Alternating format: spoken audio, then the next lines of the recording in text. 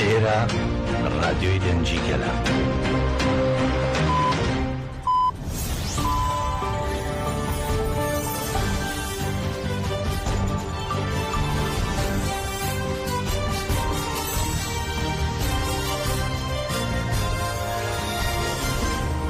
ئەم کاتتان باش بیسەرانی هێژا لە ڕادیۆ دەنگی گەلەوە بە یارمەتیا و کارانم گەشتی هەواڵەکانی ئەم کاتژمێرەتان پێشکەش دەکەین. ئەمڕۆ فڕۆکە جەنگیەکانی دەوڵەتی داگیرکەری تورک بردومانی چیای مەتینە و گوندەکانی سنووری شارۆچکەی ئامێدیان کرد. سەرچاوە هەرێمیەکان سەبارەت بە چەند بردومانێکی فڕۆکە جەنگیەکانی دەوڵەتی تورک لە سنووری ئامێدی و چیای مەتینە ڕانگەیان ئەمڕۆ فڕۆکە جەنگیەکانی دەوڵەتی تورک بردومانی گوندەکانی سنووری شارۆچکەی ئامێدیان کرد و دەشڵێن لە هەمان کاتدا فڕۆکە جەنگیەکانی دەوڵەتی تورک بردومانی چیای مەتینایان کرد. هەروەها زانراوە تا ئێستا ژمارەی زیانی گیانی و مادیەکان دیار نییە و جێ ئاماژەیە ڕۆژانە فڕۆکە جەنگیەکانی دەوڵەتی تورک بردومانی گوندەکانی سنووری ئامێدی و زەنجیرە چیای مەتینا دەکەن.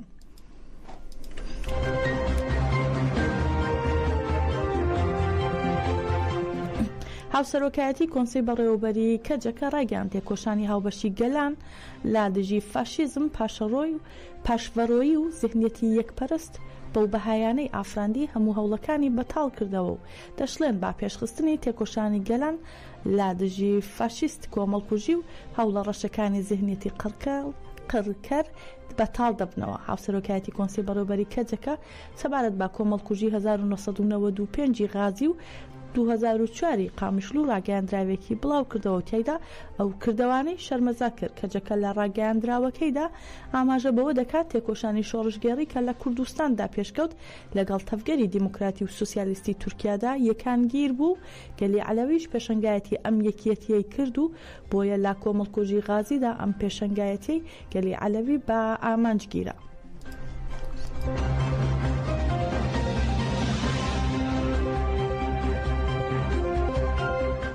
کۆمیتەی بەڕێوەبەری بزوتنەوەی شۆڕشی یەکگرتووی گەلان هەبەدەها لە نوهەمین ساڵیادی دامەزراندنیدا ڕایگەیاند لەگەڵ ئەوەی دەسەڵاتداری فاشیست هەموو دەرفەتەکانی خۆی بەکاردەهێنێت ئێمەی هەبەدەها لە هەموو گۆڕەپانێک کارەکانمان بەردەوام دەکەین.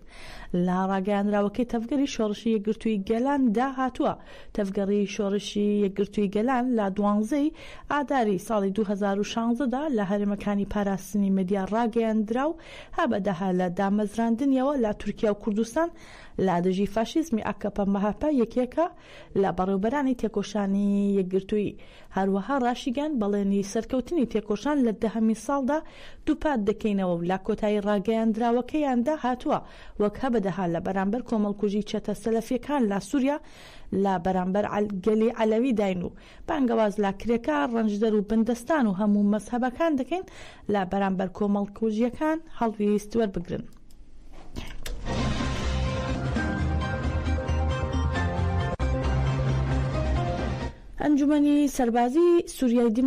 ئەنجومەنی سووریای دیموکراتیک مەسەدە و تەفگەری کۆمەڵگەی دیموکراتیک تەفدەم لە 12هەمین ساڵیادی قوربانیانی کۆمەڵکوژی قامیشلویان بەبیرهێنایەوە. مەسەدە ڕاگەیاندراوێکی بڵاو کردەوە و ڕاگەیان لە قامیشلو لە 12 ئاداری ساڵی 2004 دژی نادادی ڕاپەڕینێک دەستی پێکرد و هەروەها وتیشان سووریەکان پاشڕوخانی ڕژێمی باس کاتێک فشارەکانیان تەواو سەردەمێکیان لەسەر بناغی دادپەروەری و یەکێتی نەتەوەی و هەمەڕەنگی دەست پێ کرد.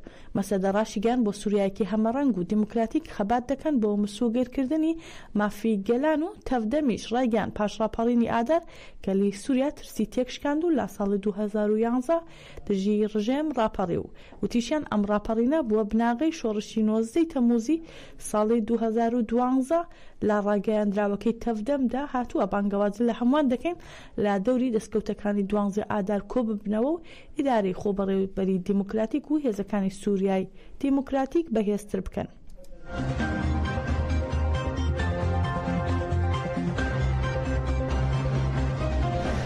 هێزەکانی سووریای دیموکراتیک قەسەدە سەبارەت بە ئاماری شەڕ و پێکدادانەکانی 24 کاتژمێری ڕابردوو لەگەڵ هێزەکانی دەوڵەتی تورک و چەتەکانی لا سنووری بەنداوی تەشین و مەحوەری قەرەقۆزاق ڕاگەیاندراوێکیان بڵاو کردەوە و ڕایانگەیان بۆ سێهەمین مانگ لەسەر یەک دەوڵەتی تورک و چەتەکانی بەردەوامن لا هێرشە شەڕەنگیزەکانیان بۆ سەرناوچەکانی باکوور و ڕۆژهەڵاتی سووریا با بەکارهێنانی هەموو جۆرە چەکێک لەوانە فڕۆکەی سەربازی و فڕۆکەی بێفڕۆکەوان و چەکی قورس. هەروەها دوێنێ لە بەرەی بەنداوی تەشین دەوڵەتی تورک و چەتەکانی با تۆپی قورس لادەکانی دەوروبەری بەنداوەکەیان بردومان کردو و هاو کات فڕۆکە سەربازیەکان چەندین هێرشیان کردوتە سەر گوندی خەربەت زەمالە کە لە لادەکانی باکووری بەنداوەکەی و لە ئەنجامدا زیانی مادی لێکەوتوتەوە.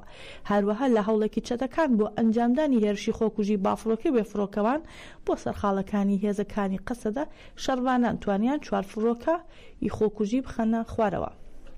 هەروەها دوێنێ لە مەحوەری قەرەقۆزاق فڕۆکە جەنگیەکانی دەوڵەتی تورک چەندین هێرشیان کردە سەر گوندی غەزاق لە دەوروبەری پردی قەرەقۆزاق و دواتریش دەوڵەتی تورک و چەتەکانی بە تۆپ و تانک و موشک و گول لە هاوان گوندەکانی تینە جەددا بیرحەسۆ دێکان مەلهایشیان بردومان کردو. هەروەها گردی سێفی و قەرەقۆزاقیشیان بردومان کرد. لە بەرامبەر هێرش و بردومانەکانی دەوڵەتی تورک و چەتەکانی شەڕوانانی قەسەدا ئۆپەراسیۆنێکیان ئەنجامدا کاتیایدا بنکەکانی داگیرکەری تورکیان لا دەوروبەری پردەکە کردە ئامانج و توانیان زیان بە زرێ پۆشێک بگەێن و زرێ پۆشێکی سەربازی کە سەربازەکانی دەگواستەوە. هەروەها شەڕوانان لەسەر مەحوەری ڕۆژاوای پردی قەرەقۆزاق ئۆپەراسیۆنی دوومیان ئەنجامدا و تیایدا بنکەیەکی داگیرکەرانی تورکیان کردە ئامانج و لە ئەنجامدا 4 سەربازی تورک برینداربوون و 2 سیستەمی ڕادار تێکشکێندران.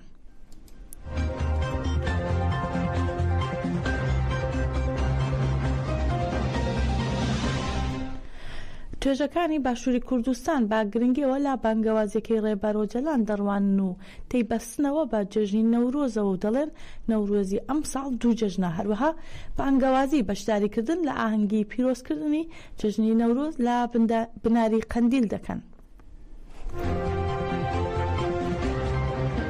ئەو پەیامەی ڕێبەر ئاپۆ گەلەکەمان لە هەموو بەشەکانی کوردستان و بەتایبەت لە باشووری کوردستان دەبێت نەورۆز بکەن بە وەڵامێک بۆ ئەو پەیامەی ڕێبەر ئاپۆ بۆ پشتیوانی لێ بکەن و بە هەموو چین و توێژەکان بە هەموو پێکاتەکانی گەلی کوردستان هەوڵ بدەین لە دەوری پەیامەکەی ڕێبەر ئاپۆ کۆبینەوە و باسکی ئەو لە پرۆسەی ئاشتی و چارەسەری پرسی کورد بەهێز بکەین. ئێمە لە قەندیل بەشداری نەورۆز دەکەین و نەورۆزی قەندیلیش واتایەکی خۆی هەیە، واتای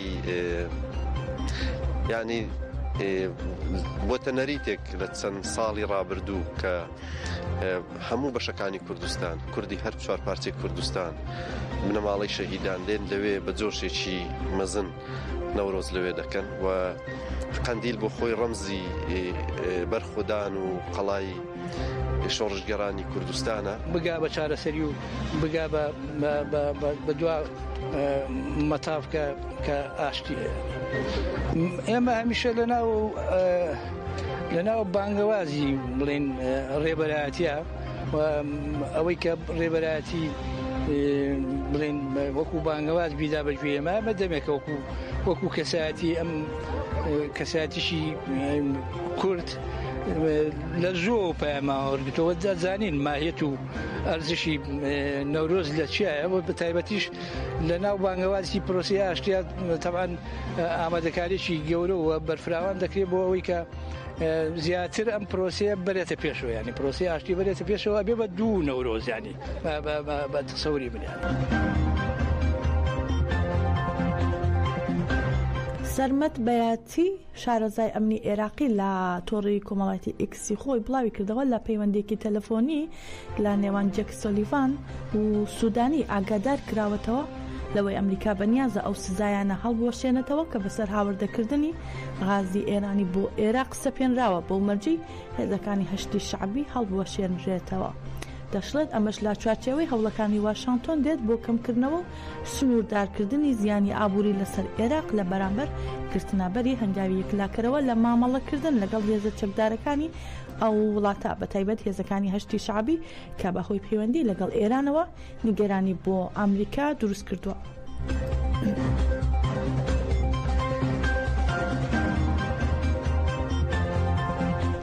هەر لەسەر ئەم بژارە سەرچاوەیەکی نزیک لە چوارچێوەی هەماهەنگی سەبارەت باکشانەوەی یاسای هەشتی شعبی لە پەرلەمان و هۆکارەکەی ڕایگەیاند سوودانی ڕێنمایی ئەمینداریەتی گشتی ئەنجومەنی وەزیرانی کردووە یاسای خزمەت و خانەنشینی بۆ چەکدارانی هەشتی شعبی لە پەرلەمانی عێراق بکشێنێتەوە بۆ ئەوەی عێراق لا سزای سیاسی دوور بکەوێتەوە.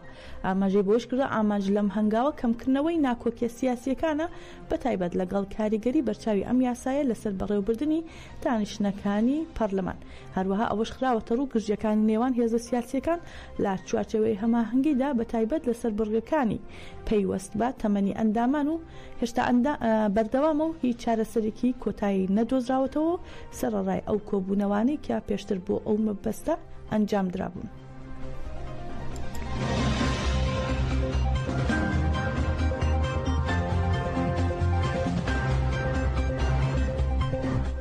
تۆڕی مافەکانی مرۆڤی کوردستان بڵاوی کردەوە توژنی چالاکوانی کورد لەلایەن هێزەکانی هێزە ئەمنیەکانی ئێرانەوە دەست بەسەر کراون و دەشڵێن ئەو دوو چالاکوانە باهۆی بەشداریکردن لە هەشتی ئادار دەست بەسەر کراون. تۆڕی مافەکانی مرۆڤی کوردستان ڕێگەیان دوژنی کورد بە ناوی لەیلا پاشایی لە شاری سەقز و سوهەیلا مەتاعی لە شاری دێگولان لەلایەن هێزەکانی وەزارەتی ئیسلاحاتەوە دەست بەسەر کراون و بۆ شوێنێکی نادیار گوازراونەتەوە.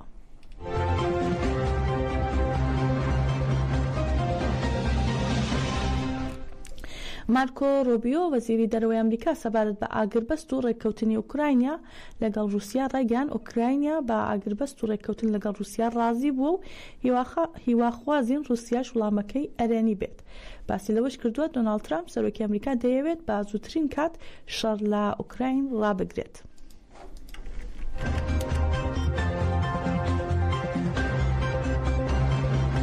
هەروەها دۆناڵد ترامپ ڕایگەیان لا کۆشکی سپی جارێکی دیکە پێشوازی لا ڤلادیمیر زیلێنسکی سەرۆکی ئۆکراینیا دەکەینەوە و دەشڵێت لە دوای ئەوەی زیلێنسکی با پێشنیازەکەی ئێمە بۆ ئاگربەست ڕازی بووە لەم هەفتەیەدا لەگەڵ ڤلادیمیر پوتین سەرۆکی رووسیا قسە دەکەین بەو هیوای ئەوانیش ڕازی ببن. باسی لەوەش کردو ئەگەر رووسیا ڕازی بێت دەتوانین بڵێن 70% ڕێگاکە من بڕیوە و هەنگاوەکانی نووسینەوەی ڕێککەوتنی ئاگربەست و دیاریکردنی سنوورەکان دەمێننەوە. کەشتی هەواڵەکانمان پێشکەشکردن هەر شاد بن.